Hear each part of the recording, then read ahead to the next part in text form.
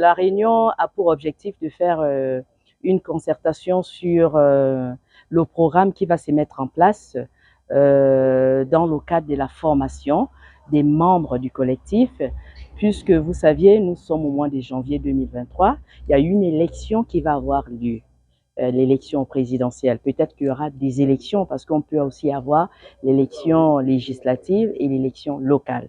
Et dans le cadre de ces élections, il est important pour nous les citoyens d'être formés, d'être sensibilisés sur la sécurisation de nos choix. Parce qu'on va être ces citoyens qui vont aller demain, après-demain, dans un bureau de vote pour choisir un candidat. Donc, il faut qu'on sache réellement comment sécuriser notre choix.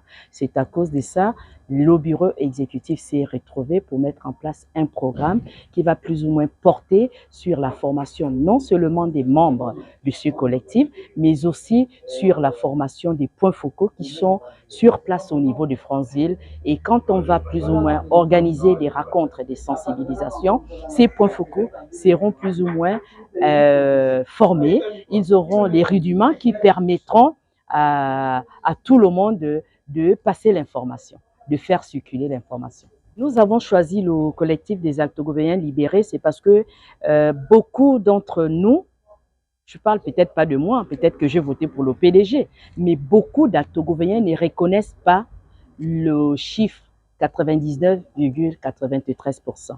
Et ils n'ont jamais reconnu avoir voté à 100% pour le parti au pouvoir. Et beaucoup se plaignent de ce que leur choix a été volé.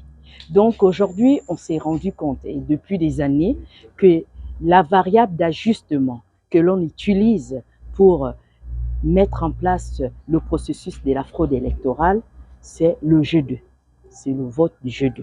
Et nous, pour plus ou moins montrer à tous les Gabonais que tous les Altogovéens ne sont pas dans la sauce, il va falloir qu'on se mette sur le terrain. Et c'est à partir de là qu'on a mis en place ce collectif, non seulement pour sensibiliser les nôtres, mais aussi pour nous former nous-mêmes et se former entre nous sur comment est-ce qu'on va être à mesure de préserver nos choix, de préserver le vote, d'éviter la fraude électorale dans le G2 et montrer aux yeux des autres Gabonais que nous aussi, on peut se battre pour qu'il n'y ait plus les 99,93%. Le message que j'adresse ici, ça s'adresse plus particulièrement aux jeunes du Haut-Togo qui doivent comprendre que nous sommes en 2023, nous ne sommes plus en 90, nous ne sommes pas en 2005, nous ne sommes pas en 2009. Et aujourd'hui, on ne se lance pas en politique parce qu'on a envie d'accompagner un individu. On se lance en politique parce qu'on a des convictions, parce qu'on a une parole. Et quand on a des convictions, ça veut dire qu'on a des objectifs. Donc, pour pouvoir atteindre les objectifs qu'on a placés, il faut être en mesure de respecter ses convictions.